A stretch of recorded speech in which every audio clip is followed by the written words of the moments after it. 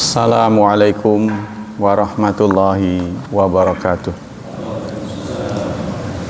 Innal hamdalillah nahmaduhu wa nasta'inuhu wa nastaghfiruh wa na'udzu billahi min syururi anfusina wa min sayyiati a'malina. May yahdihillahu fala mudhillalah wa may yudlil fala hadiyalah. Asyhadu an la ilaha illallah wa asyhadu anna Muhammadan abduhu wa rasuluh la nabiyya ba'dah. Allahumma salli wa sallim ala nabiyyina Muhammad sallallahu alaihi wasallam wa ala alihi wa sahbihi wa man sara ala nahjihi ila yaumiddin. Amma ba'd. Ayo ikhwah, kita lanjutkan kajian kitab Nadratun Naim. Kali ini masih tentang keistimewaan yang dimiliki oleh Rasulullah sallallahu alaihi wasallam. Di antaranya adalah al-jam'u baina aktsar min arba'in niswah. Beliau dibolehkan beristri lebih dari 4. Tapi pada kesempatan ini adalah hikmah mengapa Allah membolehkannya. Qala al-Hafidz Ibnu Hajar, Al-Hafidz Ibnu Hajar, penulis Fathul Bari menulis, walladzi tahassala min kalami ahli ilmi wal fil hikmati fi istiktsarihi minan nisa iddat aujuh. Ada beberapa yang dicatat oleh ulama tentang hikmah dibolehkannya beliau beristri lebih dari 4. Pertama, ayyaktsara man yusyahida ahwalahu al-batinah, agar istri yang banyak ini bisa mencatat sikap-sikap beliau di dalam rumah. Apa nggak cukup 1? Nah, karena sikap beliau banyak. Fayantafi anhu mayuzannu bihil musyrikun min anau sahirun aw ghairi dzalik. Maka hilang prasangka orang musyrik yang menuduh beliau adalah sihir. Nanti istri yang cerita kan. Yang kedua, litasyarafi bi qabailil arab bi musaharati fihim. Untuk tasyaruf, menghilangkan kelas. Karena beliau berasal dari kabilah yang tertinggi, kelas masyarakat yang tertinggi. Jadi beliau memilih beberapa istri dengan tidak memandang kelasnya. Jadi beliau menjadi contoh meniadakan kelas. Kita tahu Islam berhasil meniadakan kelas. Kalau di agama lain masih ada, contohnya Hindu mengenal 5 kasta, 4 atau 5 tuh. Yang terbawah itu Sudra. Nah, Sudra ini biarpun dia berprestasi, jangan pernah mimpi untuk menjadi pendeta. Pendeta itu dikuasai oleh Brahmana, kasta Brahmana, kasta yang tertinggi, turun temurun. Jadi seakan-akan itu dinasti. Dalam Islam tidak ada. Meskipun anak pemulung, anak orang yang profesi rendah, kurang terhormat, kalau dia sungguh-sungguh menguasai ilmu, dia bisa. Jadi ulama itu menjadi hak semua muslim, menjadi ulama. Dan sudah banyak contoh-contohnya, nggak sedikit. Demikian juga yang boleh ada di saf awal adalah yang datang pertama, bukan kelas.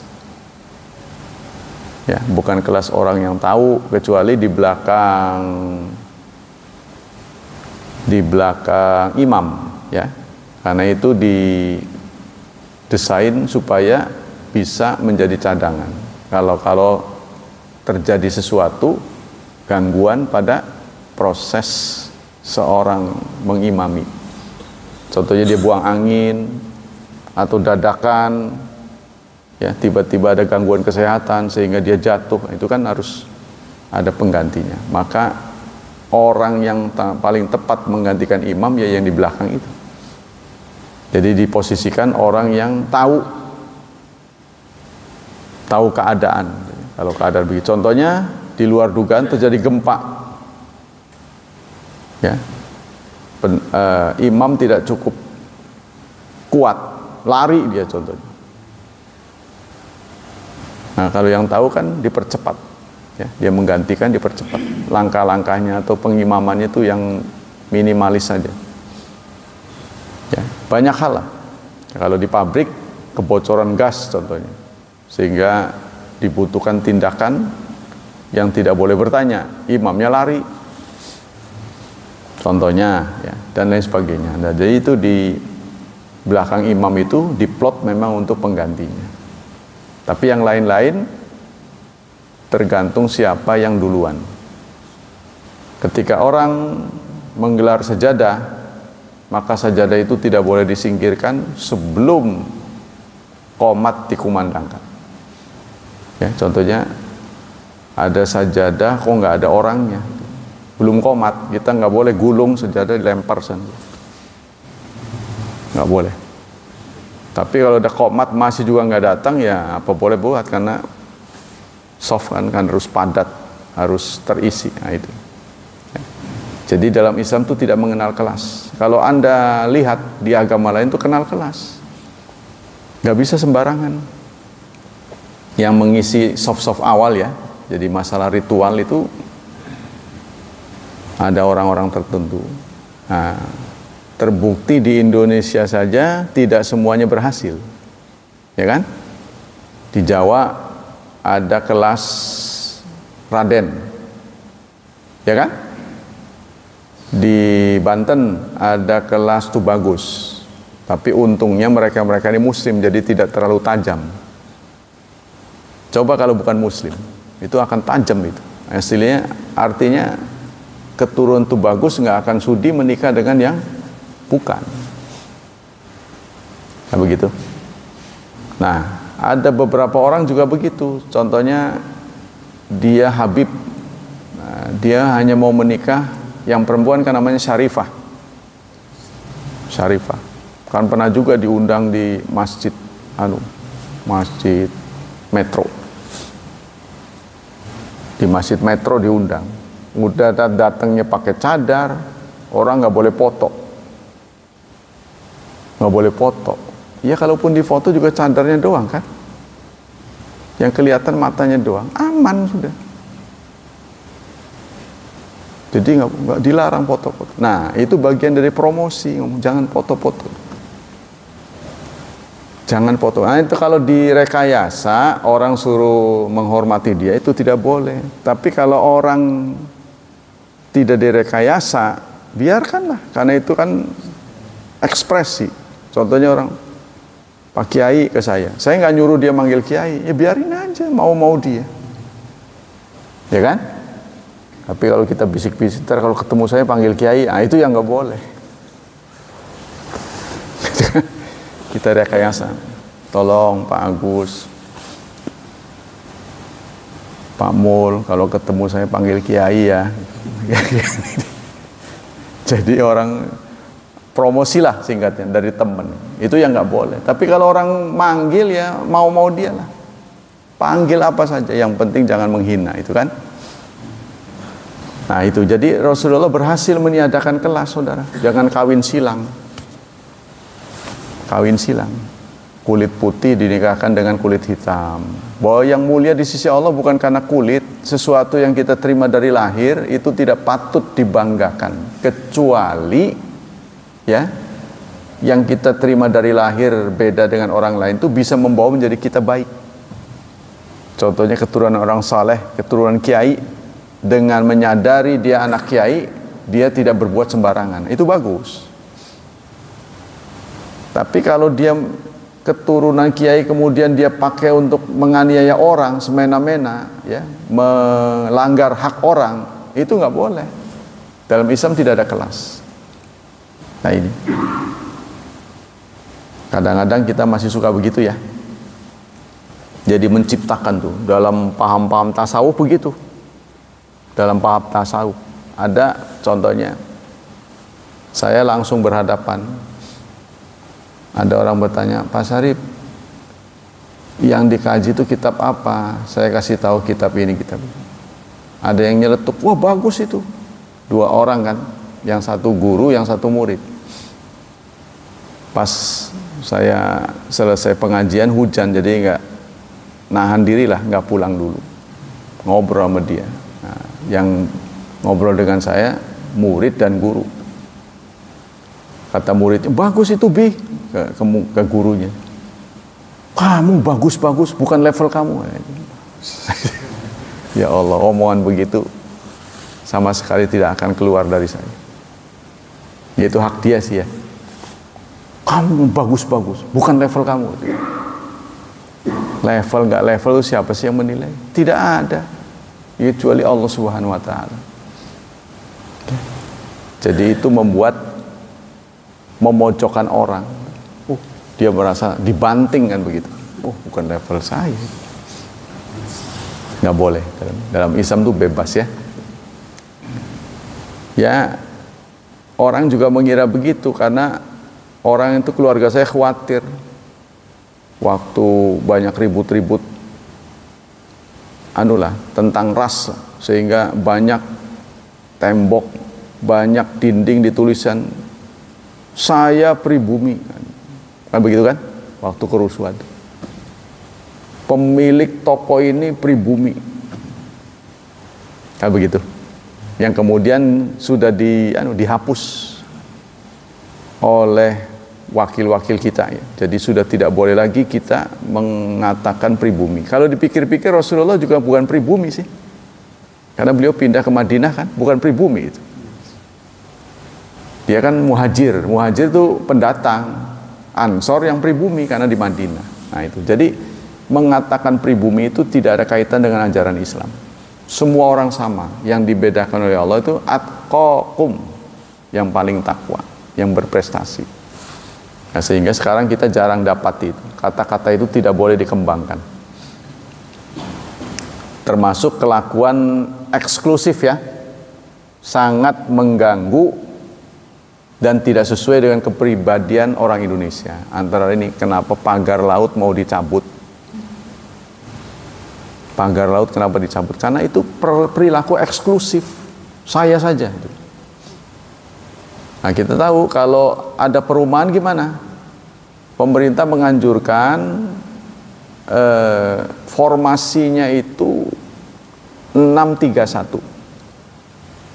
Formasinya, perumahan itu 1 kelas mewah, 3 kelas menengah, 6 kelas bawah. Perumahan. Jadi jangan eksklusif. Bagus semua. Nah, ini nanti justru nggak aman nantinya.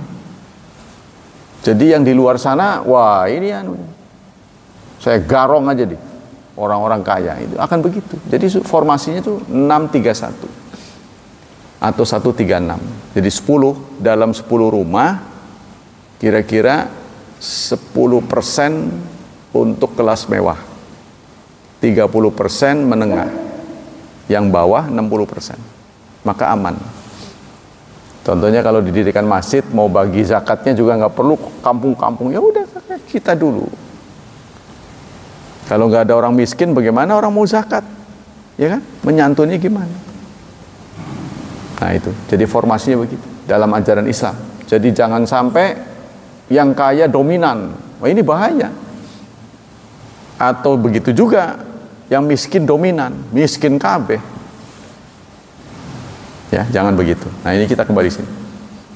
Jadi salah satu misi yang sukses dilakukan oleh Rasulullah adalah meniadakan kelas dengan memberi contoh. Beliau menikah meskipun perempuan itu tidak selevel ya.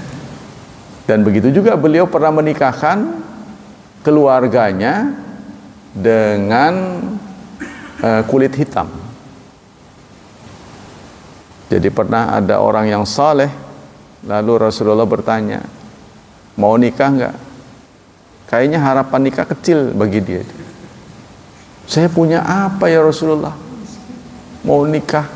Saya nggak tanya kamu punya nggak punya. Mau nikah apa enggak? Ya nanti kalau mas kawin masih begitu. Gimana saya? Udah saya nggak tanya mas kawin. Mau nikah apa enggak? Ya mau sih. Ya. Lalu Rasulullah menulis surat. Berikan surat ini kepada keluarga A.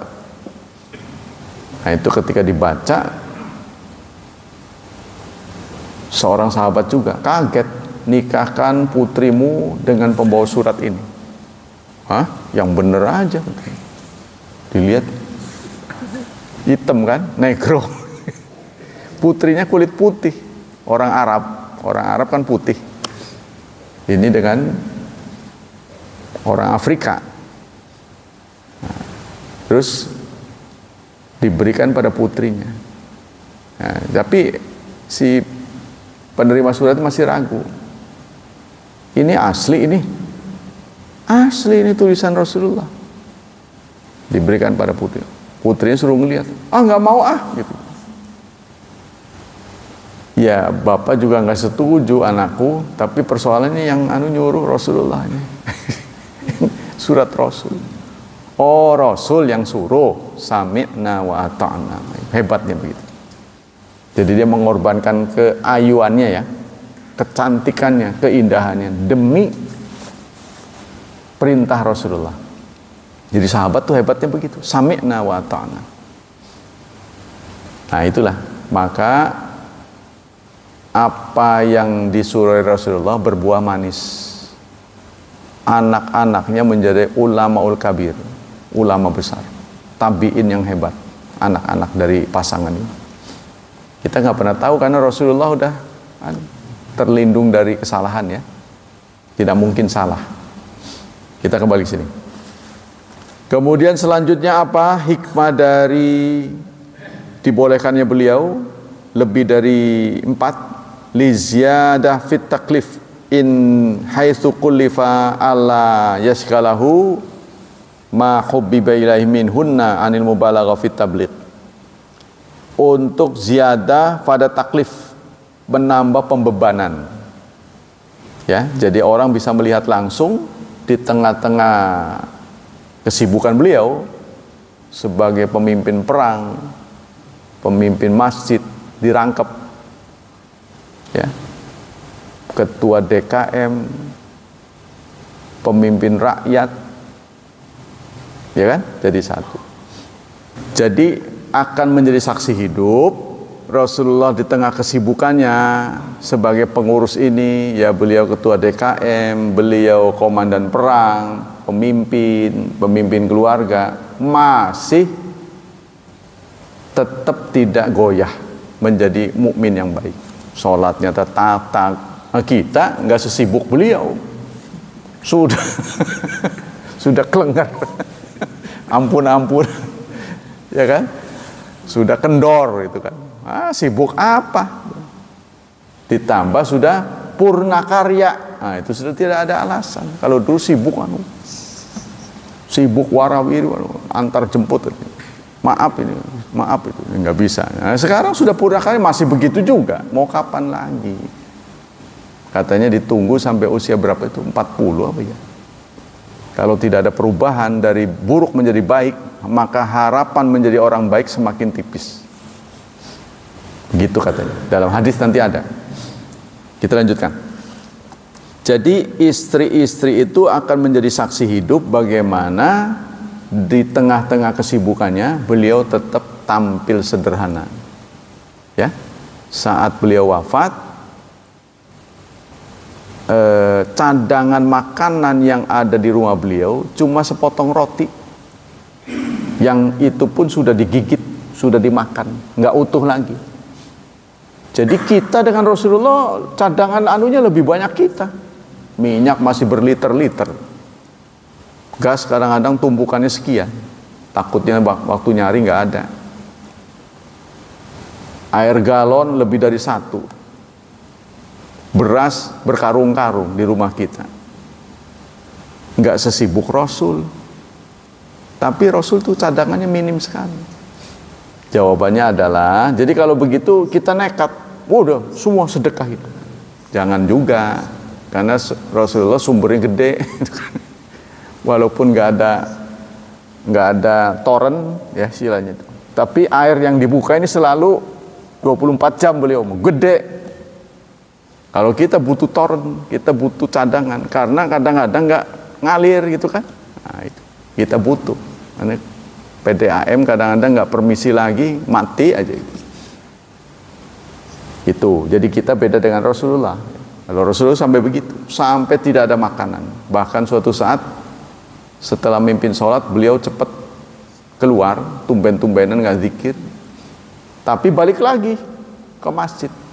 Kata beliau, aku lupa masih ada beberapa dinar yang belum dibagi. Kalau kita melupakan diri. Nah, itu diantaranya.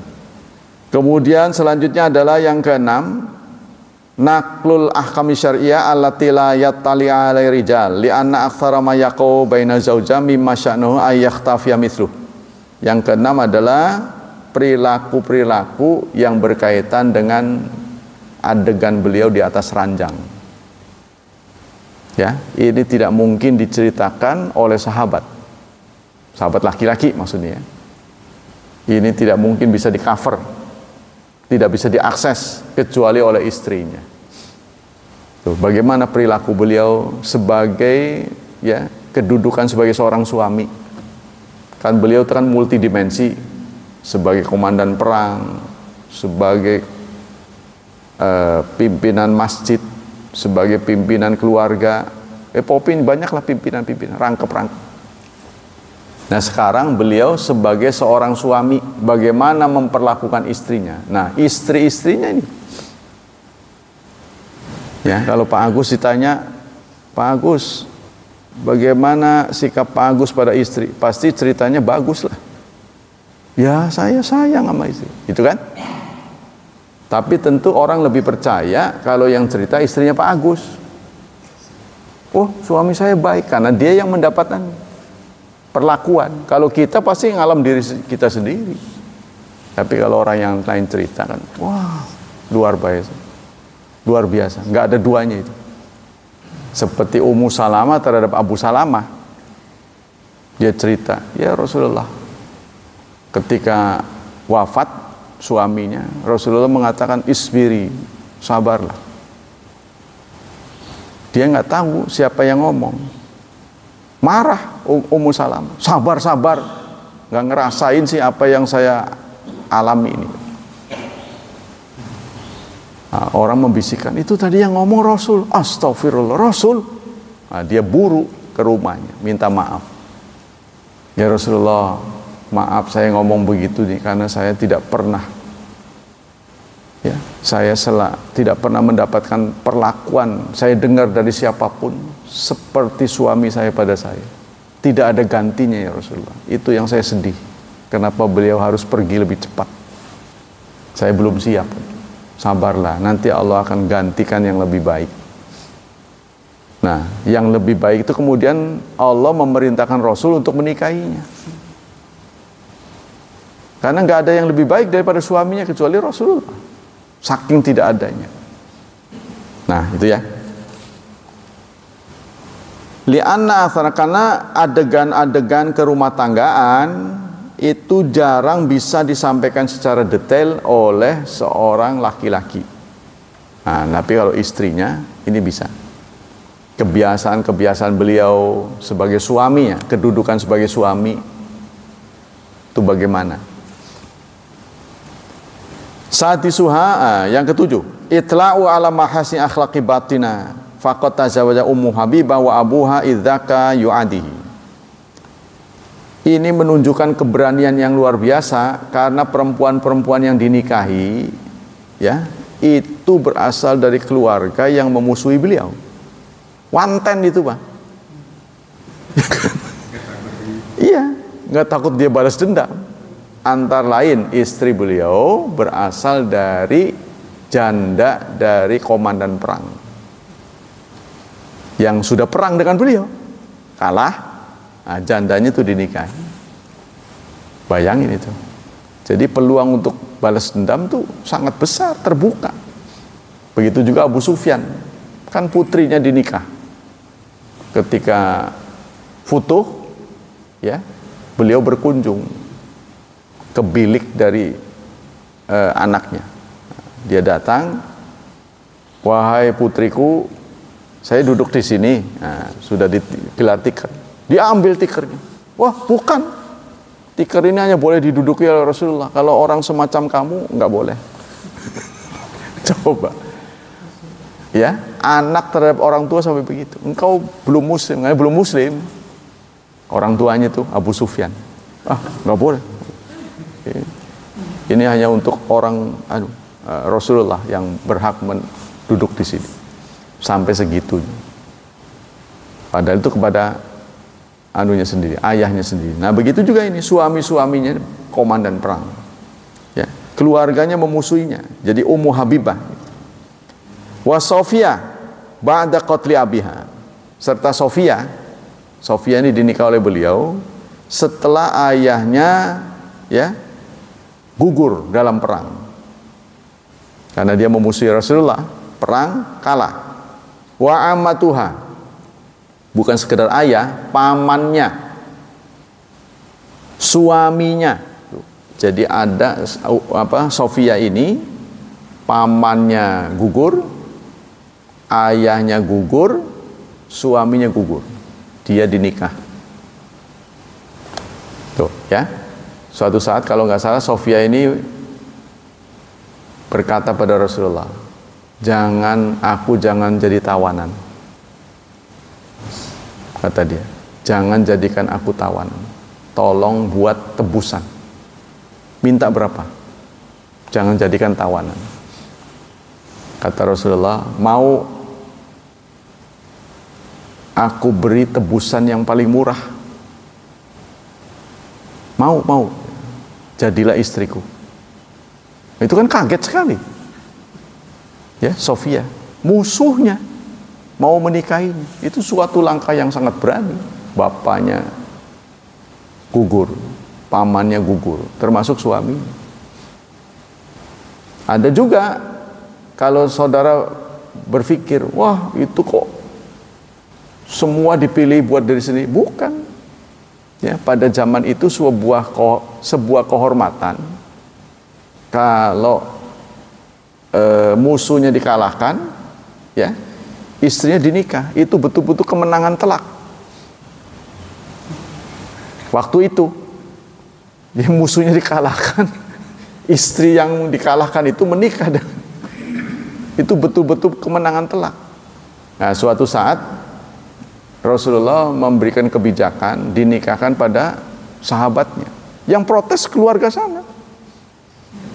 Keluarga yang dinikahi itu. Terlalu.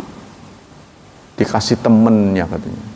Dan justru tidak terhormat. Jadi dengan dinikah itu terhormat. Yang mengalahkan itu sudah menjadi tradisi menikah dengan istrinya. Pada waktu itu. Ya. Nah, itu Rasulullah melakukan itu. Jadi mau tebusan yang lebih murah. Kamu nggak pernah susah-susah menabung, ya mau. Dia ada menjadi mahar kamu.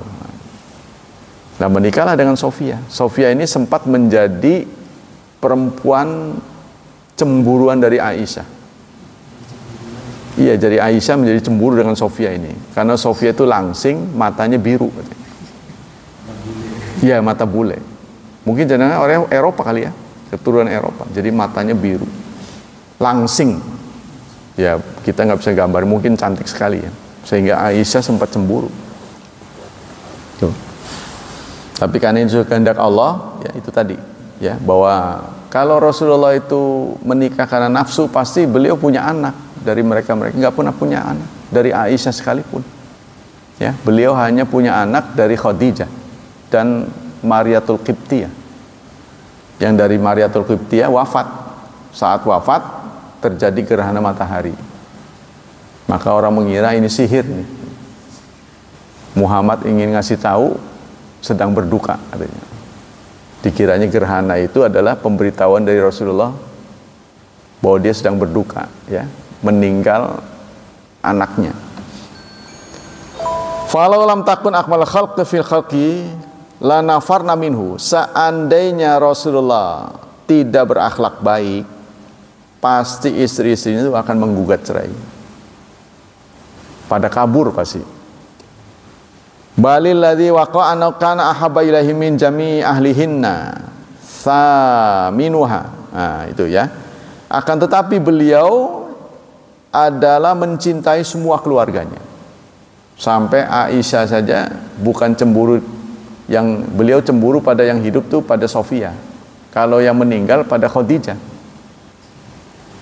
Jadi orang yang sudah wafat pun dicemburuin oleh Aisyah. Kenapa? Karena Rasulullah kalau mengolah daging, dia selalu minta sahabatnya ngirim ke kerabatnya Khadijah. Khadijahnya udah wafat, tolong kirim ke si anu. Keluarga Khadijah. Orang yang udah mati masih dipikirin, begitu Aisyah. Nah itu Rasulullah kalau di komentarin seperti itu marah besar beliau. Saya paham sih, ya, karena dalam saat-saat susah Khadijah mendukung beliau. Saat beliau sudah mulia, saat beliau sudah berhasil, sukses, Khadijah tidak menikmati kesuksesannya. Ya, yang beliau terima itu adalah penghinaan, pengejekan, pembulian, penjatuhan kehormatan. Tapi setelah beliau pendukungnya banyak, dihormati orang, beliau sudah tiada. Inilah yang membuat Rasulullah merasa ya harus tetap berbuat baik pada keluarganya. Maka ini menjadi ajaran Islam. Pernah ditanyakan, ya Rasulullah, bagaimana saya harus tetap berbuat baik pada ayah saya, pada ibu saya setelah mereka wafat? Siapapun yang disayang oleh ayahmu, sayangilah dia. Ya, siapapun yang dicintai oleh ibumu, cintailah dia.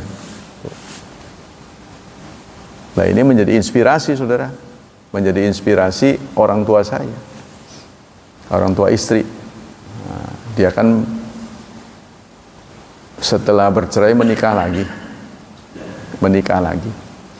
Saya berkasih inspirasi bahwa kalau kita sayang pada ayah kita, kita harus tetap meniadakan emosi, tetap mencintai orang yang dicintai oleh ayah kita. Nah, itu sehingga kita tetap menyayanginya. Tuh, ya. Bahkan madunya ini mengumrohkan, dibiayai umroh. Seharusnya kan benci, ya kan? Karena sudah direbutkan, tapi dia malah diumrohkan. Nah, itu berarti sukses. Kalau seorang istri membiayai umroh lawannya, itu kan luar biasa. Ya, yang tadinya bermusuhan jadi pertemanan. Dan itu salah satu bentuk jalan keluar dalam Islam ya. Kepada orang yang benci pada kita, kita harus berbuat baik, sedekah. Karena kita butuh saksi. Ya, contohnya Pak Mul benci sama saya. Saya baikin Pak Mul sehingga Pak Mul berubah jadi sayang sama saya.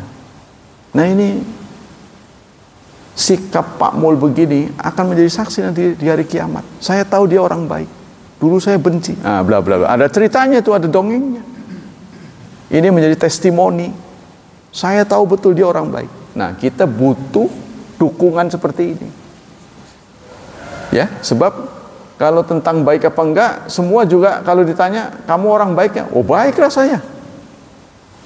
Tapi yang dibutuhkan orang lain. Tuh, ngeri nggak kalau istri kita menjawab nanti di akhirat, apakah dia suami yang baik? Enggak. Waduh, bilai itu.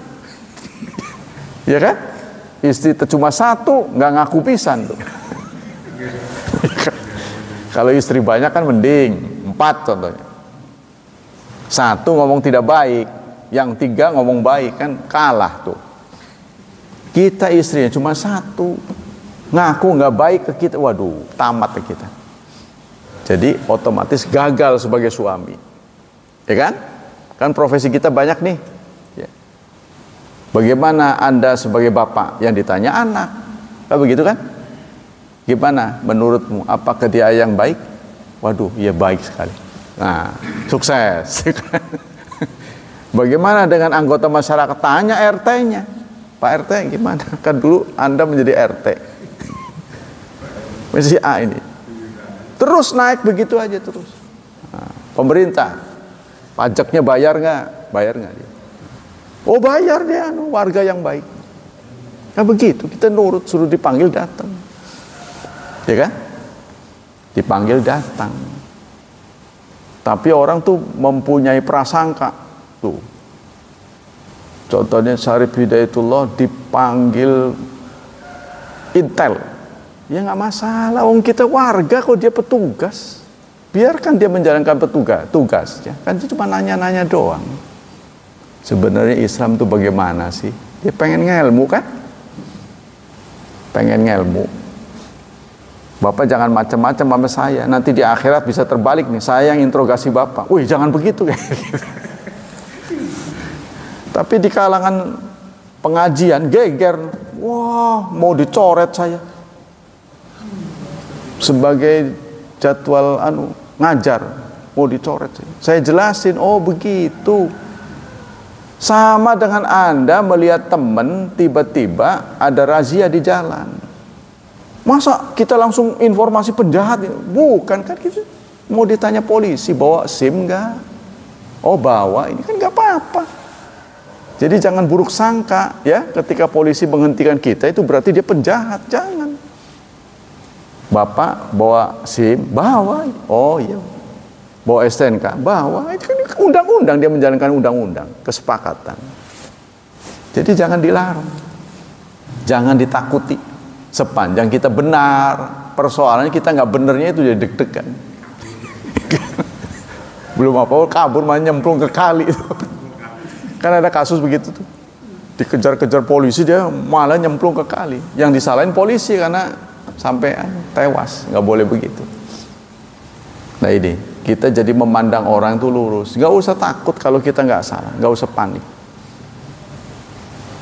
Nah itu ya, jadi sama dengan juga saya dicurigai ada bromocora, preman-preman yang nakal ya, dibuat pengajian. Orang ngoceh lagi. Masa penjahat suruh ngaji? Loh, gimana sih? Kan dia supaya benar. Siapa yang menyentuh orang-orang jahat itu? Orang nggak benar kok suruh ngaji gitu. Loh, kecuali kalau orang yang benar minta pengajian saya tolak. Ah enggak, saya mau yang penjahat aja. Nah itu baru, kan saya nggak pala pilih. Sepanjang diundang tidak membahayakan, saya datang. Ya kan? Begitu juga orang NU. Wah, saya lihat Bapak isi pengajian Muhammadiyah. Emang kenapa? Muhammadiyah itu kan orang Islam juga. Orang Muhammadiyah juga nuduh saya, oh Bapak kok di sana? Ya, dia NU juga orang Islam, sama aja. Kenapa kita harus palah pilih? Kalau kita berjumpa dengan orang salah, kita betulin. Kan begitu kan? Kita harus punya standar. Semua terbuka. Nah, itu ya. Kemudian selanjutnya, nah itu sudah tuh, itu beberapa hikmah kenapa beliau beristri banyak. Tapi untuk umatnya hanya dibatasi 4. Hak saja, bukan wajib. Hak. Hak boleh diambil, boleh enggak. Ya kan, kalau kita satu aja udah capek tuh. Waduh, dengerinnya musik. Musik. Ya, jadi kita sekarang ini walaupun sebel, mungkin karena udah cukup pengalaman lama ya, udah apal bener. Duduk mendengarkan keluhan istri itu ibadah. Walaupun jengkel gitu. Ngomong begitu. Perang-pengan di telinga. Tapi mendengarkan keluhan itu ibadah, saudara. Jadi jangan sakiti.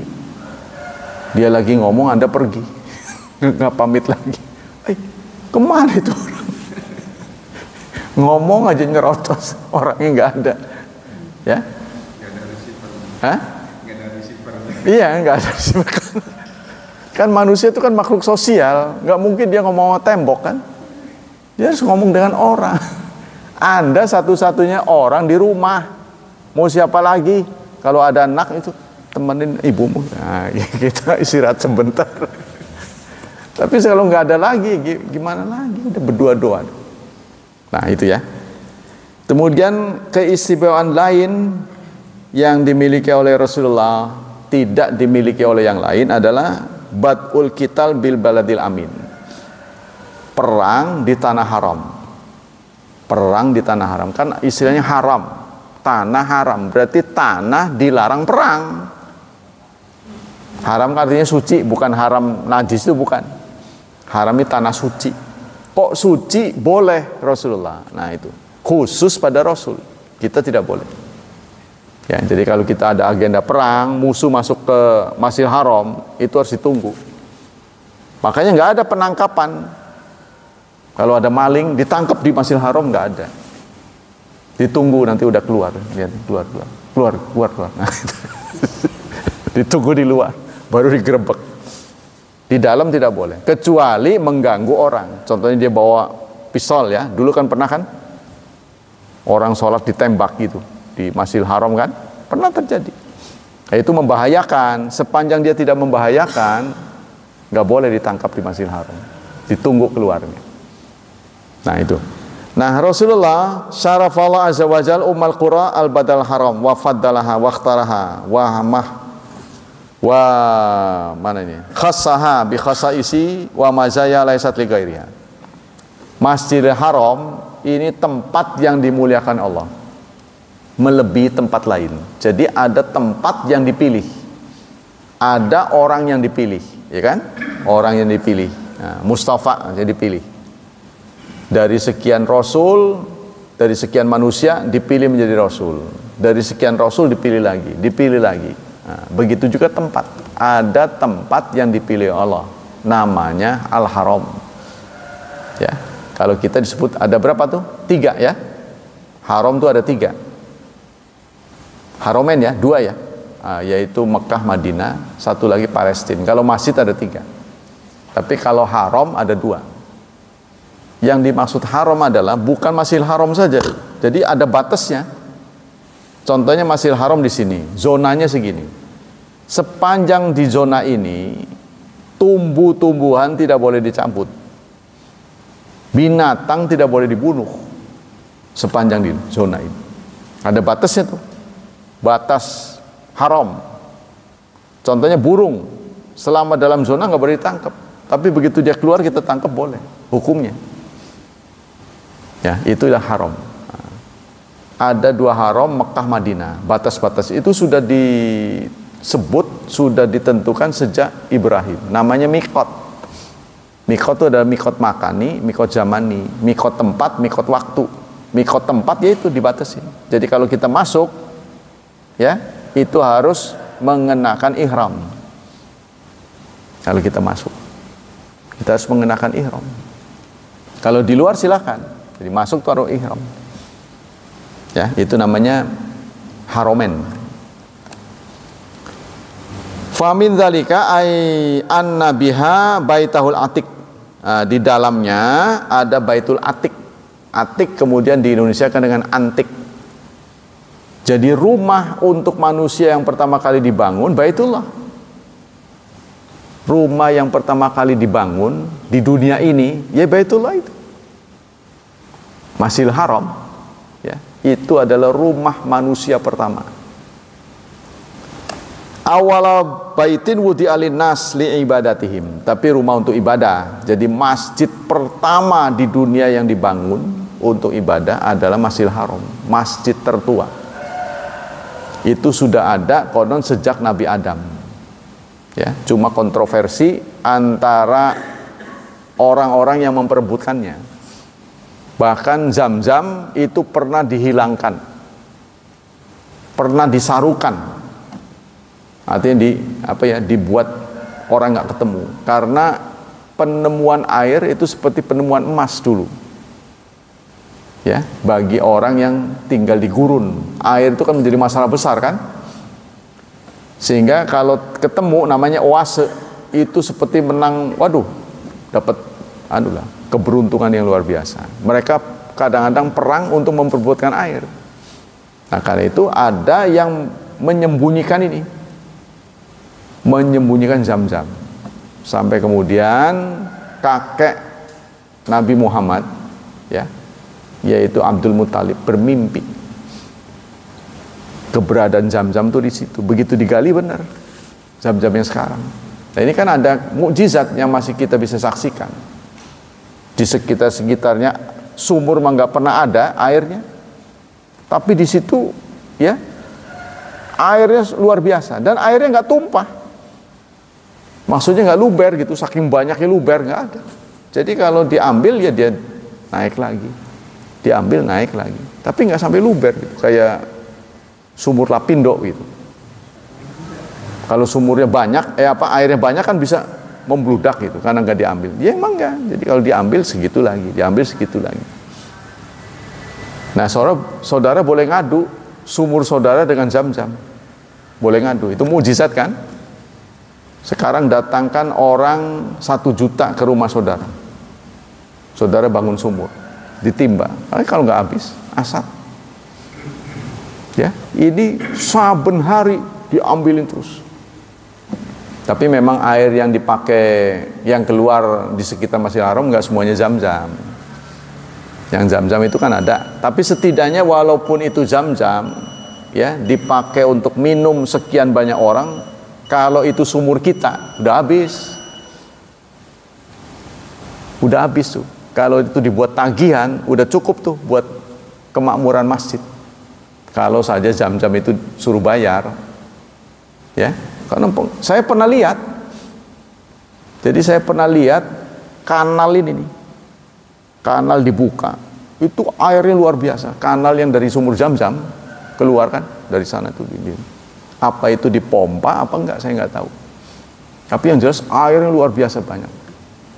Air yang sama saya pernah lihat di ini nih, apa itu yang jadi aliran air KS, Cidanau. Kan air KS ini kan dari sana. Saya pernah lihat pipanya segini. Itu gedenya kayak begitu. Gede banget. Padahal ini dari sumur. Nah, itu sehingga diminum oleh begitu banyak orang, nggak habis-habis. Paling tidak orang ngumpul kan 2 juta sekali bisa. Itu ya, tampungan Masjidil Haram itu 2 juta sekali masuk, orang bisa ngumpul semua itu 2 juta. Dan ada mukjizat lain saudara, yaitu nggak nyesek. Nggak banyak orang tahu. Kok kenapa kumpul begitu banyak orang nggak nyesek? Saya pernah membuktikan, karena dulu saya kecil itu pernah ke Malang, ke Gunung Kawi, pesugihan sebelum saya Muslim. Saya, ya dingin, tempat dingin padahal. Nah, saya karena masih kecil ditugasi untuk ngantri itu, ngantri bekakak. Jadi bekakaknya ngantri. Bekakak itu untuk apa? Sebagai paket dari pesugihan. Nanti udah nyampe di rumah, bekakak itu diteteli, disuwir. Iya, enggak. Suwirannya itu dibuat makan. Saben hari sesuwir. Jadi awet ini. 1 bekakak itu disuwir dulu, tapi dipakainya berangsur. Setiap masak kasih. Itu nanti sugih, kata mereka. Keyakinannya begitu. Nah, saya posisinya ngantri. Tempatnya tinggi, saudara tahu lah. Ya. Apa itu ada kabutnya. Tapi nyesek. Begitu banyak orang, saya pakai tiket. Nah, saya teringat lagi setelah Muslim, tawaf. Nggak nyesek. Jumlah yang tawaf lebih banyak daripada yang kumpul di Malang itu. Maka saya sadar ini adalah mukjizat. Maksudnya begini, kalau pemerintah Indonesia menginginkan, kalau boleh tawaf itu di Monas, mungkin pada kelepek-kelepek mati. Ya, karena dia tidak mendapat restu dari Allah. Jadi kalaupun boleh nih, boleh digandakan di tempat lain. Ya, mungkin tidak akan terjadi di situ. Mereka kan banyak tuh. Lihatlah orang bagaimana saat tawaf tuh, tanggal 10, luar biasa membludak. Udah nggak sempet deh. Mau sholat normal seperti kita aja nggak mungkin. Ya, bisa-bisa kita sujud di punggung orang kan, saking seseknya. Tapi nggak ada berita orang nyesek. Walaupun sekarang ada ini ya, apa itu, ada suntikan ya. Sebelum ke sana kan ada ini vaksin meningitis ya. Otak yang terserang katanya. Kenapa kita harus diamankan? Nah itu. Jadi Rasulullah pernah mengatakan, "Falillahi kam unfiqa fi hubbiha min amwal azwaj wa radiyal hub bi mufaraqati ahli wal ahbab wal autan."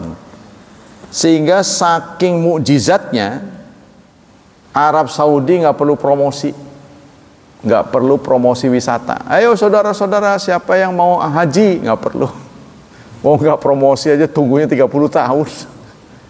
Ya, untuk datang ke satu tempat ngantrinya sampai 30 tahun itu nggak ada di dunia ini. Saudara cari aja, selain haji nggak ada.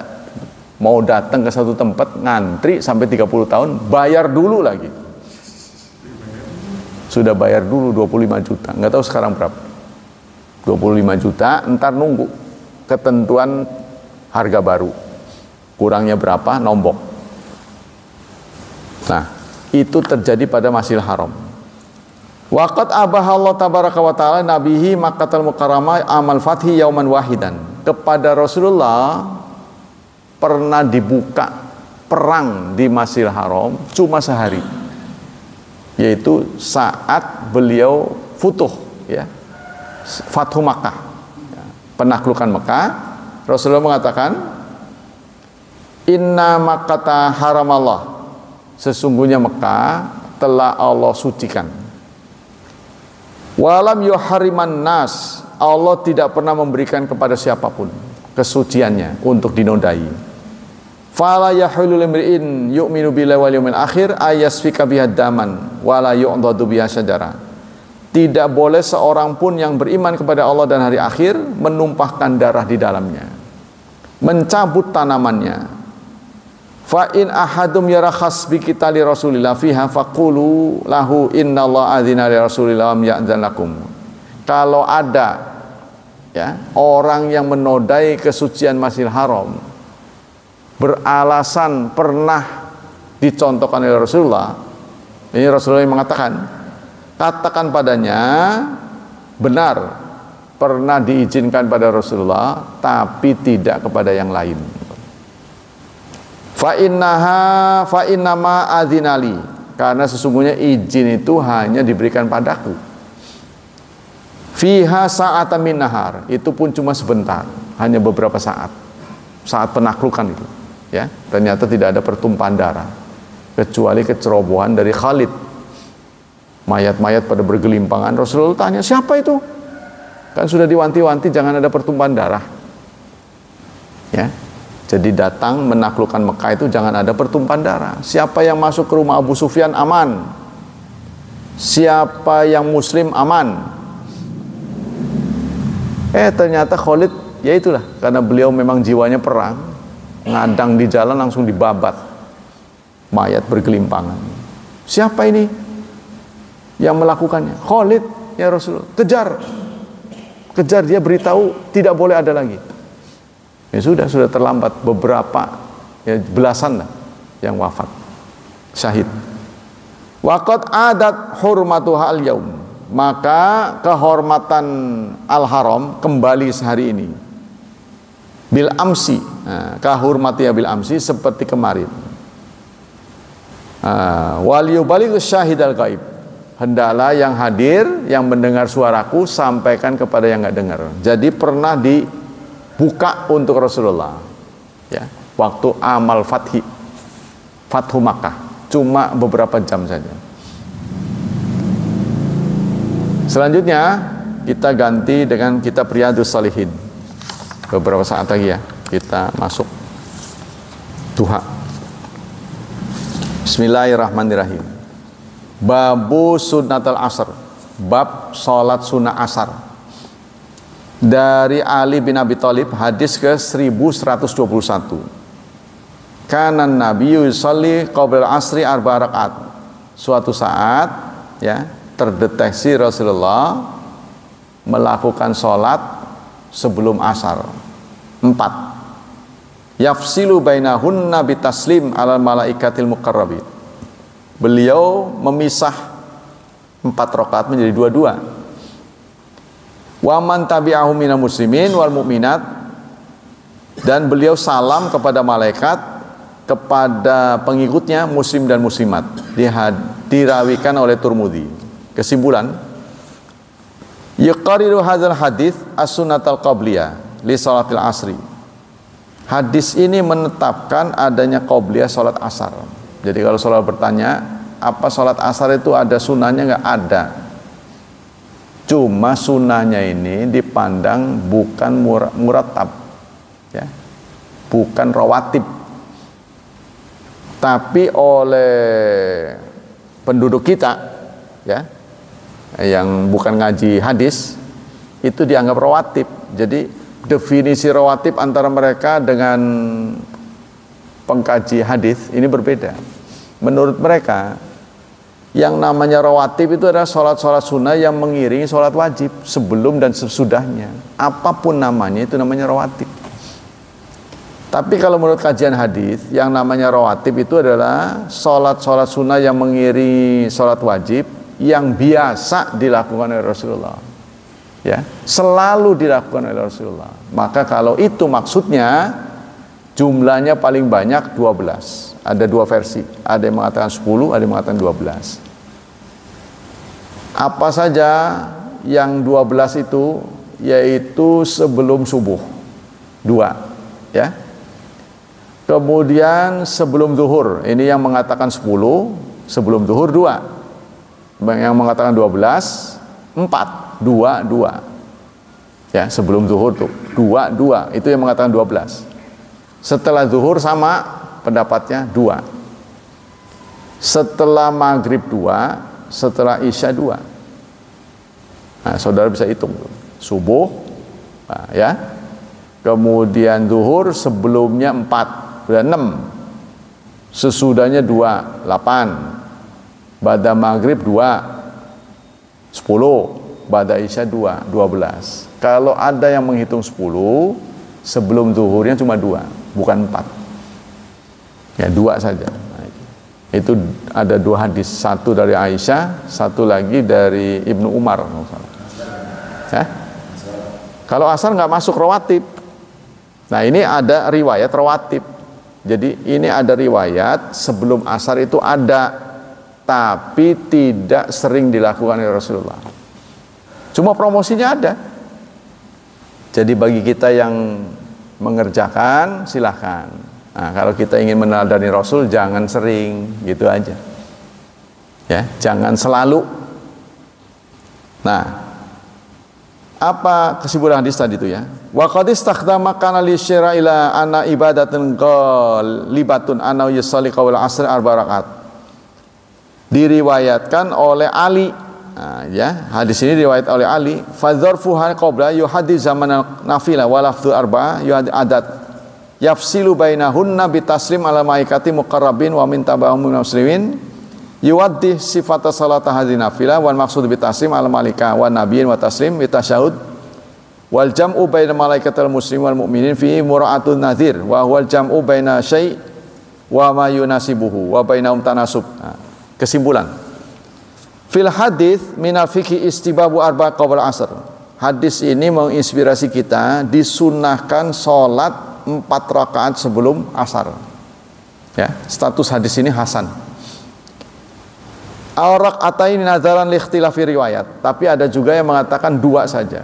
Ada yang mengatakan 4 itu 2-2. Dilakukannya 2 salam, 2 salam. Jadi 4. Illa anna salata qabla asr laisat minan rawatib. Cuma tidak termasuk rawatib tuh, menurut penulis ini. Jadi apa maksudnya rawatib? Kalau dalam definisi kitab-kitab Nahdiyin, termasuk rawatib, karena dia mendefinisikan rawatib adalah sholat-sholat sunnah yang mengiringi sholat wajib, sebelum dan sesudah aja pokoknya. Qobliyah dan ba'diyah itu disebut rawatib.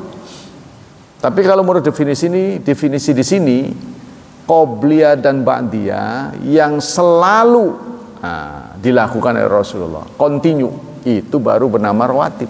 Kalau kadang-kadang itu sholat sunnah saja namanya, bukan rawatib. Ya.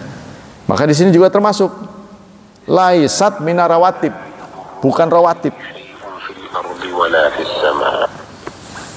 Wa yujma'u baina riwayat allati tudkaru arba'an wal ukhra allati tudkaru itsain bi anna nabi kana yusalli ahyana arba rakaat wa ahyan rakaatain. Ada dua hadis yang menyampaikan tentang sholat sunnah sebelum asar. Satu hadis mengatakan 2, satu hadis mengatakan 4. 4 dilakukan dengan 2-2. Ini memberikan arti Rasulullah tidak langgeng. Kadang 2, kadang 4, kadang tidak sama sekali. Nah inilah makanya tidak dimasukkan ke dalam rawatib. Ya, jadi itu. Jadi penilaian para ahli terhadap sholat sunnah Rasulullah, apakah ini kuat apa enggak, itu dilihat dari sering enggaknya. Jadi bukan keterangan Rasulullah, ini sholat kuat, ini sholat lemah, enggak begitu. Dilihat dari frekuensi, oh ini beliau selalu, oh berarti kuat ini. Nah, gitu ya. Itu berarti kategorinya ijtihad. Nah, demikianlah hadirin hafizani hafizakumullah kajian kita pagi ini. Semoga Allah melimpahkan pahala yang berlipat ganda untuk kita. Semoga Allah tetap berkenan melindungi dan menyelamatkan kita dari wabah dan fitnah, dari syubhat dan syahwat. Dan semoga Allah mencerahkan masa depan anak-anak kita, memudahkan hidup mereka, memberkahi mereka, mentakdirkan mereka menjadi hambanya yang salih dan salihat. Subhanakallah wa bihamdika asyhadu an la ilaha illa anta astaghfiruka wa atubu ilaik. Wassalamualaikum warahmatullahi wabarakatuh.